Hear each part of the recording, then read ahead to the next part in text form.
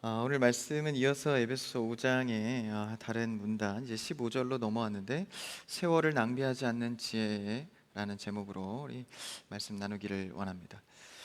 이 에베소서 말씀을 우리가 계속 보면서 이 세 사람의 올바른 신앙의 모습을 살펴보고 있습니다. 이 4장과 5장은 세 사람의 신앙생활을 이제 자세하게 짚어주면서 우리가 어떤 원리와 말과 행동을 해야 되는지를 나타내 주고 있습니다. 오늘 본문은 이제 지혜 있는 자에 대해서 말해 줍니다. 우리 신앙인들이라면 성경에서 잠언을 통해서도 수많이 강조하는 것이 바로 지혜의 영역입니다. 성경에서 말하는 참된 지혜는 무엇일까? 세상에서는 많은 경험을 쌓고 또 많은 지식을 가지면 지혜롭다고 하는데 오늘 말씀에서 이야기하는 이 지혜를 살펴보기를 원합니다. 에베소서 4장과 오늘 5장에 넘어서까지 이 행하라는 주제를 많이 담고 있습니다. 그러니까 실제적인 신앙의 행함, 우리가 믿음으로 구원을 얻지만 이 믿는 자로서 행함에 대한 문제도 주어져 있기 때문에 이 무시할 수 없는 영역입니다. 그래서 에베소서 4장과 5장에 걸쳐서 5번 정도 행하라는 주제가 나오면서 어떻게 행할지를 구체적으로 가르치는데, 우리가 전의 말씀을 상기해 보면 그 원리가 부르신 대로 합당히 행하라, 내가 너희를 사랑하니 사랑 가운데 행하라, 빛의 자녀들, 저번 주 말씀이죠. 빛의 자녀들이기 때문에 빛의 자녀답게 살아라. 그래서 저번 주에 또 추가적으로는 빛의 열매가 착함과 의로움과 진실함이었다라고 나누었습니다.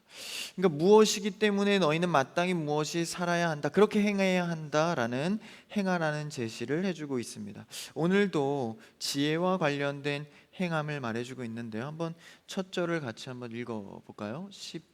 15절 첫 절입니다. 시작. 지혜 없는 자같이 하지 말고 오직 지혜 있는 자같이 하여. 내가 너희를 지혜 있는 자라고 부르셨다라는 거예요. 그러니까 하나님이 부르실 때 너희는 지혜롭게 되어라가 아니라 지혜 있는 자이기 때문에 그와 같이 행하라라는 것이죠. 하나님께서 우리를 부르실 때는 지혜 있는 자로 부르신 줄 믿습니다. 이 복음을 가진 자는 지혜로운 자인데, 그래서 그에 합당하게 행하라라고 오늘도 역시 그렇게 권면하고 있습니다. 행하다라는 것은 그 어근이 걸어가다라는 것입니다. 그러니까 인생 길을 이것에 맞게 잘 살아가라라는 것이죠. 단순히 어떤 한 행동을 하는 것이 아니라 인간의 인생의 습관을 바꿔내야 한다라는 이야기를 하는 것입니다.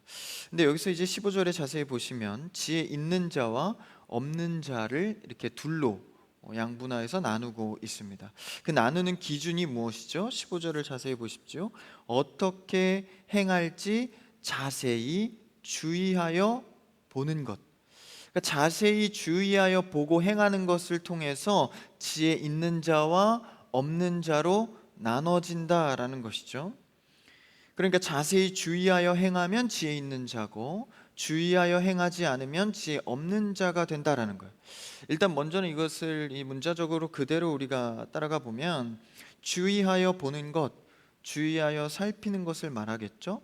그것을 통해 지혜 있는 자가 되기를 원하는데, 그러니까 그냥 시간의 흐름에 따라서 그냥 맞춰진 환경에 주어진 상황에 따라 사는 것은 지혜가 아니다라는 것이죠. 주의 깊게 그 주변과 일어나는 일을 살피는 것이 지혜라고 말합니다. 여러분, 주의를 잘 살피는 것도 은사의 영역입니다. 이것도 능력이거든요. 주의를 잘 살피지 않고 말하고 행동하는 사람들도 있습니다. 오늘 말씀에서는 주의를 잘 돌아보고 관찰하고 그리고 말하고 행하라는 거예요. 여러분, 주의를 잘 돌아볼 수 있는 은사가 있기를 축복합니다. 그래서 꼭 그런 사람들이 있어요. 주변을 잘 못 보는, 다른 사람들은 못 보는 것을 보는 사람들. 그래서 그런 사람들이 잘 가면 그런 사람들이 잘 그런 영역을 섬기고, 못 가면 그런 걸 보고 불만을 표합니다. 그래서 자기 눈에만 보이니까 그런 사람들은 그 보이는 일을 섬겨야 돼요. 그 찬양팀이 왜 저렇게 할까? 그 사람은 찬양팀 해야 됩니다. 그 사람만 보이는 영역이 있다라는 거예요. 그래서 주변을 잘 살피고 돌아보는 것, 이것이 지혜와 연결이 된다라는 것이죠. 사실 이 관찰만 잘해도 수많은 인생의 교육과 공부가 됩니다. 우리가 기본 교육이라고 하죠. 초등학교에 들어가고 중학교, 고등학교 이렇게 기본 교육들을 하는데 그런 지식적인 배움도 중요하지만 관찰하고 보고 느끼는 것에 대한 교육도 매우 중요합니다. 그것이 매우 지혜와 관련이 되어 있다라는 것이죠. 말씀도 마찬가지입니다. 우리가 그냥 지식적으로 배워서 갇혀 있는 말씀이 아니라 삶에서 그대로 적용되고 드러나고 말씀이 생명이 되어 우리의 심령과 골수와 영을 찔러 쪼개기까지 그렇게 적용되는 것이 살아 움직이는 말씀인 것이죠. 그래서 주변을 관찰하고 돌아보고 경험하는 것 매우 중요한 것이죠. 아이들도 보면 이 주위를 살피지 않고 그냥 이렇게 막 행하는 아이들이 있고 또 아이들이지만 고심하고 조심스러운 아이들이 있습니다. 지혜 있는 아이들은 그래도 조금 더 고심하고 기다리고 살펴보는 것. 그래서 말도 마찬가지예요. 이 주위를 살피지 않고 성급하게 했다가 큰 실수와 넘어짐을 초래하기도 합니다. 주의 깊게 주변을 관찰하고 그리고 또 주의 깊게 살펴보는 것 매우 중요한 지혜의 요소다라는 거예요. 그래서 오늘 말씀에서 어떻게 행할지 행하기 전에 주의 깊게 먼저 보고 행하라라는 것이죠. 이것을 우리가 교회 생활로 접목을 해보면 우리는 교회에 왜 가는가? 아니 나는 교회에 왜 이렇게 출석을 하는가? 주일날 내가 왜 교회에 오지? 수요일 금요일 왜 내가 예배를 드리지? 그냥 매번 가는 것이고 좀 안 가면 찝찝하고 내가 그래도 성도니까 혹은 누군가의 권유로 이런 부분들을 우리가 자세히 한번 생각하고 살펴야 한다는 것이죠. 지혜 있는 자는 내가 어떻게 행할지 먼저 살피고 행한다는 거예요. 내가 왜 예배를 가야 하지? 사람을 만나러 가나? 관계가 좋아서 가나? 좋은 사람이 있어서 가나? 아니면 주의 말씀을 들으러 가나? 하나님께 기도하고 호소하려 가나? 외로워서 가나? 비즈니스 하러 가나? 어로프해분 와서 차 마시러 오나? 우리가 이런 어떤 행함을 하기 전에 신앙적으로도 살펴야 한다는 것이죠. 내가 왜 이 섬김을 하고 있지? 내가 왜 이 사람을 대접하고 있지? 그래서 우리가 진짜 목적이 무엇인가 고심하고 살피는 것이 지혜인 줄 믿습니다. 그런데 이런 덕적인 차원에서는 완전하지 않습니다. 이 지혜는 내 뜻과 내 생각의 결단으로는 한계가 있습니다. 더 탁월한 그런 지혜, 주의 깊음은 무엇일까요? 에베소서 우리가 먼저 본 말씀인데 1장 17절 바로 앞이니까 찾아보셔도 좋고요. 앞에도 있습니다. 에베소 1장 17절 같이요. 시작. 우리 주 예수 그리스도의 하나님 영광의 아버지께서 지혜와 계시의 영을 너희에게 주사 하나님을 알게 하시고 진짜 우리에게 주신 지혜의 영은요 하나님을 알게 하시는 것에 있다라는 거예요. 그러니까 진짜 지혜로운 자는 지혜로운 자의 온전함은 하나님을 알아가는 것입니다. 여러분 나를 가장 잘 아는 방법이 무엇입니까? 바로 하나님을 알아가는 것입니다. 하나님은 우리를 창조하셨고 우리의 모습을 알고 계십니다. 그러니 하나님을 알아가는 것이 나를 알아가는 지혜이기도 합니다. 정말 지혜 있는 자가 되려면 닫혀있던 눈이 열려지려면 하나님을 풍성하게 알아가는 것입니다. 그럴 때 어떻게 행할지 자세히 하나님을 아는 것을 통해서 주의할 수 있다는 것이죠. 지혜가 하나님을 아는 것으로 오기 때문에 하나님을 어떻게 알 수 있습니까? 바로 말씀, 자기 계시인 말씀을 통해서 알 수 있다는 것이죠. 그러므로 하나님에 대한 관심이 있어야 말씀에 관심이 생길 수 있다는 것입니다. 여러분 하나님에 대한 관심이 많아지기를 축복합니다. 나에게 관심이 많고 세상에 관심이 많으니까 하나님의 관심과 자연히 멀어지고 하나님을 알 수 있는 말씀과도 멀어지게 되는 것이죠. 여러분 우리는 하나님을 아는 지식이 풍성하여져서 지혜로운 자, 성경에서 오늘 말하는 지혜로운 자가 되기를 축복합니다. 그래서 오늘 지금 이제 여름 사역 진행 중인데 청소년부가 이틀째 지금 4층에서 집회를 아마 시작했을 거예요. 찬양하고 말씀 듣고 할 텐데 그 아이들도 어린 나이 때 하나님을 많이 알아가는 지혜가 있기를 원하는 것이죠. 물론 수영장도 가고 오늘 참 즐거운 시간들을 우리 청소년들이 보냈는데 진짜 중요한 건 그를 통해 하나님을 알아가야 한다라는 것이죠. 이것을 강화하는 말씀으로 이제 본문으로 돌아와서 16절에 이렇게 이야기합니다. 16절 같이요, 시작. 세월을 아끼라 때가 악하니라. 갑자기 세월에 대한 이야기를 하는데 이것이 앞의 내용과 어떻게 밀접하게 연결되는지 자세히 봐야 합니다. 단순히 말하면 시간을 아끼라라는 것이죠. 원문엔 기회를 사라라고 말합니다. 그러니까 시간을 잘 활용해서 써야 한다라는 것이죠. 우리가 이제 보통 시간을 잘 활용하는 것을 생각하면 이제 게으른 것만 생각합니다. 시간을 낭비했다, 게으르게 썼다라는 것도 문제지만 실제 우리 일상에서 더 문제인 것은 쓸데없는 것에 너무 시간을 많이 쓰는 게 낭비입니다. 그러니까 뭔가 바빠요, 분주해요, 열심히 하는 것 같아요. 근데 그 가치가 쓸데없는 것에 목을 맨다라는 것이죠. 그래서 시간의 밸런스가 무너지고 거기에 세월을 아끼지 못하는 결과를 초래합니다. 여러분, 우리에게 주어진 시간은 이 땅에서의 시간은 한정적입니다. 그러니 하나님께서 주신 이 시간을 아껴서 사용해야 하는 것이죠. 먼저 정확히 해야 할 것은 시간의 주인은 하나님이시다라는 것입니다. 우리가 흔히 착각해요. 오늘도 아침에 일어나면 내게 열 몇 시간, 20시간 정도 주어졌다라고 생각을 합니다. 그래서 내가 계획을 세우고 어떻게 하고 나를 위해서 뭘 하고. 근데 여러분 다시 생각해 봐야 합니다. 여러분, 시간의 주인은 하나님이십니다. 아침과 저녁을 만들어서 하루라는 것을 만드셨죠. 그러니까 하나님의 창조는요, 물리적인 세계만 만든 게 아니라 시간과 공간이라는 차원도 만드셨습니다. 그러니까 시간의 주인도 하나님이시다라는 거예요. 그러니 내 마음대로 사용하면서 세월을 아낀다고 할 수 없습니다. 시간의 주인이신 하나님을 고려해서 사용해야 세월을 아끼는 것이다라는 것이죠. 여러분, 내 마음대로 시간을 활용하면요, 시간이 나를 지배합니다. 그래서 괜히 바쁘고 늘 피곤하다는 고백만 합니다.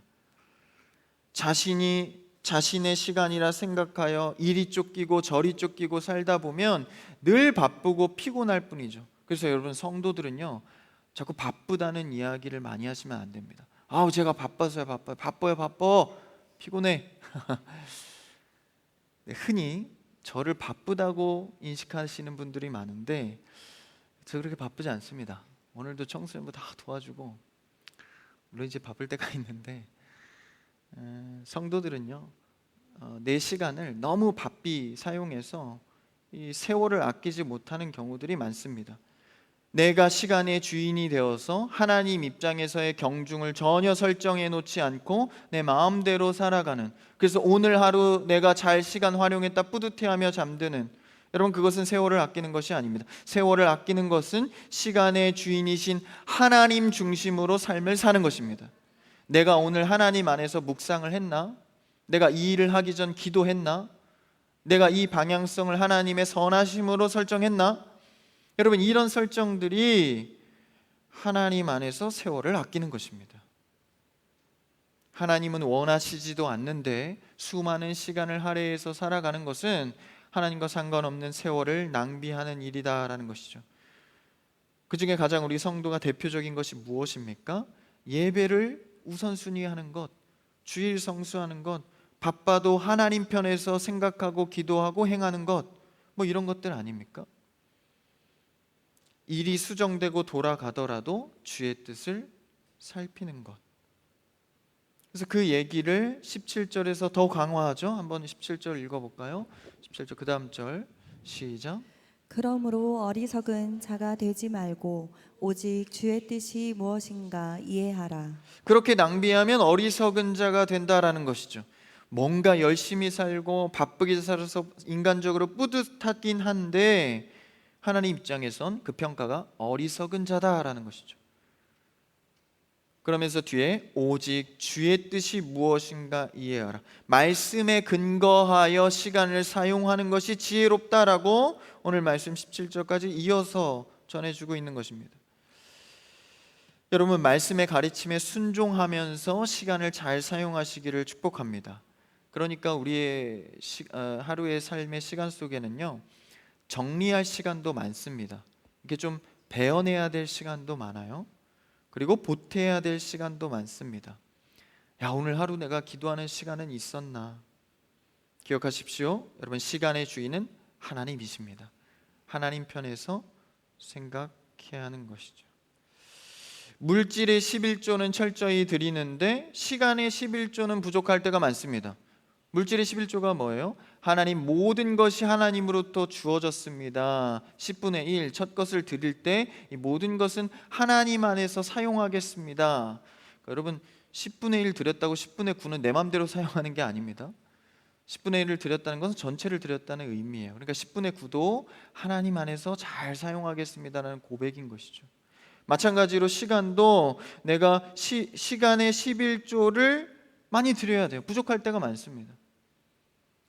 이거는 정말 내가 하나님께 드릴 시간, 가장 좋은 시간, 가장 좋은 때, 이것을 하나님께 드릴 줄 알아야 하는 것이죠. 여러분의 가장 좋은 시간은 언제입니까? 세상에서는 이렇게 말하더라고요. 지금이 가장 좋은 때입니다. 지금이. 그러니까 어쩌면 지금이 가장 여러분에게 예배하기 좋은 때인지 모릅니다. 좋은 시간을 하나님께 먼저 드릴 줄 아는 것, 그것이 세상에서 말하는 것이 아니라 하나님께서 말하는 지혜다라는 것이죠. 그러면서 16절 잠깐 위로 올라가 보면 세상이 악하다라고 하면서 세월을 아끼라고 하죠. 세상의 원리대로 하면 이제 빨리 가는 것이 중요합니다. 그렇죠? 그리고 잘 되는 것, 세상적으로 잘 되는 것, 빨리 가고 잘 되는 것, 세상의 원리로 세월을 아꼈다고 생각하지만 진짜는 뭡니까? 주의 뜻을 따르는 것이 세월을 아끼는 거다라는 거예요. 저도 제 인생을, 짧은 인생을 돌아보면 이 지각 인생인 것 같습니다. 저는 다 늦었습니다. 남들보다. 저는 대학교도 재수해서 늦었고요, 대학원도 늦었습니다. 또 사역하느라 군대도 늦었고요. 그러니까 세상에서 원하는 이런 길들은 하나같이 다 늦었습니다. 근데 제가 하나 남들보다 빠른 게 있어요. 이 소명이 빨랐습니다. 이 전사로 부름 받은 게 굉장히 빨랐거든요, 남들보다. 그러다 보니까 다 세상에서 인정받지 못할 늦음은 있었지만 하나님 앞에 소명은 빨랐습니다. 그러니까요, 나머지 삶이 잘 정리되더라라는 거예요. 그러니까 하나님 보시기에 저는 세월을 아낀 자라고 느낍니다. 그러니까 하나님의 부르심에 가장 먼저 응답하는 세월을 아끼는 자 되기를 축복합니다. 세상에서 늦으면 좀 어떻습니까? 늦어도 잘 되는 자도 있는데 세상에서도 그렇게 말하는데 하나님 앞에서 빠른 게 중요한 것이죠. 노아는 맑은 날 비가 올 기미도 없는데 무려 100년의 시간 동안이나 말씀에 순종하며 살았습니다. 남들이 얼마나 많이 평가하고 놀렸겠습니까? 그런데 훗날 때가 되니 가장 가치 있는 일을 했다 평가받는 이 홍수를 만나게 됩니다. 살아남은 자는 100년의 시간 동안 허송세월한 것 같이 보였던 노아와 가족뿐이었습니다. 여러분, 어떤 것이 세월을 아끼고 가장 잘 쓴 것이겠습니까? 하나님의 말씀에 순종하는 여러분 되기를 축복합니다. 이 세월을 아끼는 것이죠. 세상적으로 우리는 누구나 선 경험한 자에게 배우고 싶어 합니다. 이게 선생님이죠. 그래서 먼저 경험한 자, 그래서 어른들, 어른에게 인생을 배우기도 합니다. 그리고 또 좋은 선생님을 만나려고 얼마나 애를 씁니까? 또 자녀들도 좋은 곳 보내려고 얼마나 애를 씁니까? 근데 요새는 또 그렇지만도 않아요. 시대가 하도 변하고 정답이라고 알고 있던 개념도 순식간에 바뀌어버리는 세대이기 때문에 뭔가 배워도 헷갈리기도 하고 결국 누군가에게 배우기보다는 자신의 신념에 빠져버리는 경우도 많습니다. 그러나 우리 하나님의 자녀들, 빛의 자녀, 새 사람은요, 세상이 변하고 아무리 빠르다 하여도 결코 변하지 않는 정답인 하나님의 진리의 말씀을 순종해야 되는 줄 믿습니다. 그 말씀을 의지해야 되는 것이죠. 그래서 7절에 주의 뜻이 무엇인가 이해하려는 자는 세월을 아끼는 자다라는 것입니다. 누군가 말해주지 않으면 전혀 몰랐을 그 복음. 그러나 어느 날 이 복음을 듣게 되고 말씀이 진리라는 사실을 알게 된다면 얼마나 허망한 시간들을 아낄 수 있겠습니까? 그렇게 본다면 믿지 않는 자들이 너무 안타까워 보이는 거예요. 야, 저 세상의 악함에 빠져서 세월을 아끼지 못하는 자들을 보면 발을 동동 구르며 안주머니에서 3분 브릿지를 꺼내서 전하는 것이죠. 그런 마음으로 여러분 전도하고 있으시죠? 긍휼한 마음으로. 물건을 살 때 저도 이제 설명서를 잘 보지 않습니다. 교만한 거죠. 근데 어느 날부터는 제가 설명서를 잘 보거든요. 왜냐하면 어떤 물건에 대한 기능을 제가 다 이 기능에만 있다고 생각하고 써왔는데 어느 날 설명서를 보니까 숨겨진 기능이 있는 거예요. 그게 이 물건의 핵심 가치였던 겁니다. 그래서 그걸 알고부터는 제가 설명서를 꼭 봅니다. 그 설명서를 따라서 그 만든 의도와 숨은 기능을 찾는 것이죠.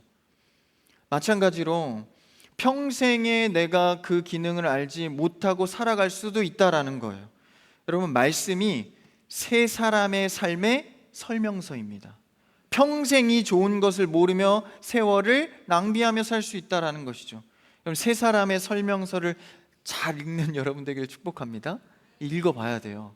야, 이런 기능이 있었구나 내 안에 발견하는 것이죠. 한 단락을 정리해 보면 우리는 자세히 주의하여 지혜 있는 자 같이 되어야 합니다. 두 번째로는 하나님의 말씀에 순종하여 시간을 아끼는 자가 되어야 합니다. 이런 지혜의 항목들을 실현할 수 있는 총체적인 비결이 이제 그 다음 절에 나옵니다. 한번 18절 말씀을 읽어볼까요? 18절 시작. 술 취하지 말라. 이는 방탕한 것이니 오직 성령으로 충만함을 받으라. 갑자기 어울리지 않게 술에 대한 이야기가 나옵니다. 이 말씀은 여러분 술에 대한 본문이 아닙니다. 술 마시지 말라 이 본문으로 이렇게 활용해서 이렇게 정죄하고 이러는데, 이것은 술에 대한 본문이 아니라, 물론 술에 대한 이야기도 있지만 술의 특징과 성령의 특징을 비교하여서 성령이 어떤 능력이 있는지를 드러내는 본문입니다. 그러니까 앞에 구절과 관련해서 그 지혜의 항목들이 이제 성령이 필요한데, 그러니까 18절의 말씀에 그 뒤에 19절, 20절 말씀도 종속되어 있고 또 앞에 말씀도 다 종속되어 있는 거예요. 술의 특징은 무엇입니까? 우리는 잘 몰라요. 술에 대해서 몰라요. 근데 오늘 가르쳐 주잖아요. 취하는 기능이 있는 겁니다. 그러니까 뇌와 세포를 다 장악해서 내 의지와 상관없이 말하고 행동하게 하는 취하는 특징이 있다라는 거예요. 이 알코올 성분이 우리의 몸과 심지어 정신까지 지배하는 특성을 갖고 있습니다. 마찬가지로 성령도 내 안에 들어오시면, 성령이 내 안에 제대로 작동하기만 하면 나를 지배하여서 내 의와 내 욕심을 내려놓게 하고 하나님의 뜻을 추구하게 하는 지배의 성격이 있다라는 겁니다. 여러분, 술에 취하지 마시고 성령에 취해 살아가는 여러분 되길 축복합니다. 그런데 오늘날 마치 술을 자신이 컨트롤할 수 있는 양 마시는 사람들이 많습니다. 그래서 맥주 한 잔의 여유, 그러면서 이게 삶의 낙이지, 꿀떡꿀떡 마시는 거 참 마시고 싶어요. 마셨다는 게 아닙니다. 와인을 마시면서 페어링을 하니 어쩌니 하면서 어떤 음식과 먹을까, 우리는 잘 몰라요. 근데 이제 보면 술을 음료 다루듯이 그렇게 하는데, 여러분 술은 성경에서 다룰 정도로 심각한 문제로 다루고 있는 겁니다. 여러분, 술은 술입니다. 아무리 핑계하고 세상이 바뀌었다 해도 음료수 정도라고 아무리 말해도 마시고 싶을 구실을 찾을 뿐이지, 여러분 술은 술입니다. 왜냐하면 취하는, 우리의 몸을 지배하는 성격을 갖고 있기 때문이죠. 그래서 여러분, 이 술의 문제는요, 그냥 신앙의 덕의 차원에서 야, 성도가 마시면 안 되지 이런 덕의 차원에서 말한다면, 여러분 사람들 안 볼 때 한 잔씩 마셔도 됩니다. 그렇죠? 안 보는데, 그렇죠? 근데 오늘 말씀에서는 그렇지 않다라는 거예요. 100년을 순종했던 배를 만들었던 노아도 술에 넘어졌습니다. 무서운 거거든요. 그러니까 술이 뜬금없이 오늘 본문에 등장하는 것 같지만 술은 제압하고 지배하는 그런 핵심 가치를 갖고 있는 이 장악하는 특징을 갖고 있다는 거예요. 성령의 충만이라는 그 이 단어의 어근과 술 취함이 어근이 같습니다. 그러니까 지배하는 성격이 같다라는 것이죠. 그러니까 이것은 내 인생을 성령의 지배 아래만 두고 다른 지배의 영역에 넘어가지 말라라는 것입니다. 다른 것이 내어주지 말라는 거예요. 술뿐만이 아닙니다. 여러분, 우리를 지배하는 중독적이고 그런 특징들이 있잖아요. 그런 특징의 세상의 것에 나를 내어주지 않도록 성령의 지배에만 살도록 정하라라는 것입니다. 여러분, 뜻을 정하고 살아가는 여러분 되길 축복합니다. 나는 평생에 성령의 지배만 받고 살 거야. 다른 것이 나를 장악하려 할 때 성령으로 이겨낼 거야. 정하고 살아가는 겁니다. 그러니까 술을 마시는 문제는요, 덕의 문제가 아니라 신앙 고백의 문제입니다. 내가 하나님 앞에 어떻게 살 것인가. 그렇다고 이제 술 마시는 분들을 정죄하고자 하는 본문은 전혀 아닙니다. 성령의 지배를 받으면 일순간대 술도 끊게 될 줄 믿습니다. 원래 중독적이고 지배적인 거는요, 그 즉시 끊는 게 비결입니다. 천천히 끊어야지 일주일, 한 달, 내년에 못합니다. 원래 중독적인 거일수록 일순간에 끊는 게 답이거든요. 술 마심의 문제로 고민하고 있다면 성령의 충만을 받도록 기도해야 합니다. 내 인생의 주도권을 다른 것에 빼앗기지 않도록 인생의 주도권을 3위에 하나님께 맡겨드리는 신앙 고백이 오늘 이 밤 기도하다 회복되기를 축복합니다. 여러분, 여러 가지로 핑계하지 마십시오. 모임, 회식, MT, 술자리가 아니면 비즈니스가 안 된다. 여러분, 그렇게 생각하고 그 원리로 사니까 하나님의 좋은 것들을 누릴 수가 없는 것이죠. 여러분, 지혜롭게 할 수 있는 방법은요, 다 있습니다. 현장의 가지각색의 상황을 보면 당연히 어렵고 힘든 것도 이해가 됩니다. 그러나 그런 것들을 하나하나 핑계하다 보면 걷잡을 수 없는 지경까지 오는 것이죠. 그러니 지혜를 구하시고 성령의 지배대로 살아가는 여러분 되기를 축복합니다. 부득이하게 술자리가 생기면 안주를 잔뜩 드세요. 밥 한 공기 시켜가지고. 우리가 뭐에 넘어지고 지배를 받는지 돌아봐야 합니다. 그러면서 18절에 방탕, 세월을 낭비한다는 뜻이죠. 이게 아까 시간과 연관되어 있는 의미입니다. 앞의 내용과 이어지는 것이죠. 성령의 충만함으로 지배를 받아 말씀에 순종하는 삶이 세월을 아끼고 지혜 있는 자다라는 것이죠. 자세히 주의하여 지혜 있는 자같이 하고 말씀의 순종으로 시간을 아끼라라는 것입니다. 여러분, 우리는 하나님의 지배를 받고 살지 않았던 모든 영역이, 모든 시간이 낭비의 시간입니다. 하나님의 간섭을 받지 않은 모든 영역이, 기도하지 않고 결정했던 모든 영역이 낭비의 시간입니다. 우리는 하나님의 사람, 새 사람으로서 하나님의 시간, 주인이신 하나님을 의지하며 살아가기를 원합니다. 이런 자는 어떤 모습입니까? 19절, 20절만 읽고 마치죠. 19절 같이요, 시작. 시와 찬송과 신령한 노래들로 서로 화답하며 너희의 마음으로 주께 노래하며 찬송하며 범사에 우리 주 예수 그리스도의 이름으로 항상 아버지 하나님께 감사하며. 두 가지 모습이 나오죠. 노래하고 감사하는 것. 새 사람은요, 새 노래로 찬양하는 겁니다.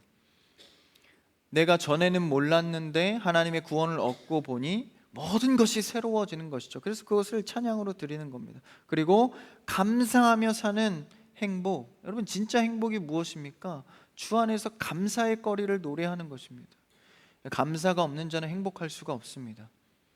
하나님 안에서 감사의 제목을 드리는 여러분 되길 바랍니다. 새 노래와 감사로 드리는 것. 그래서 앞의 내용, 성령에 충만하여 지혜 있는 자의 삶은요, 그 모습이 노래하고 감사가 넘친다라는 거예요. 저도 이렇게 중간중간 하루의 시간 속에서 이렇게 흥얼거리는 찬양들이 있습니다. 내 마음에 참 근심 걱정을 내려놓게 하는 게 참 찬양이 노래인 것 같아요. 찬양의 가사들 마음에 참 주는 위로가 큽니다. 그래서 여러분 많이 이렇게 중얼중얼 거리십시오. 중간 중간에 찬양도 부르시고 이렇게 날도 더운데 버스 타서 찬양도 많이 부르시고 그렇죠? 찬양하고 감사하고 이런 삶이 우리가 정말 지혜 있게 사는 자의 모습이다라는 것이죠. 오늘 말씀을 정리합니다. 하나님께서는 우리를 지혜 있는 자로 부르셨습니다. 말씀에 순종해서 사는 것을 세월을 아낀다 하였습니다. 그러니 우리는 하나님의 말씀을 따라 그의 지혜 안에 거하며 세월을 아끼는 성령의 지배를 받는 여러분들의 삶이 되기를 주님의 이름으로 축복합니다.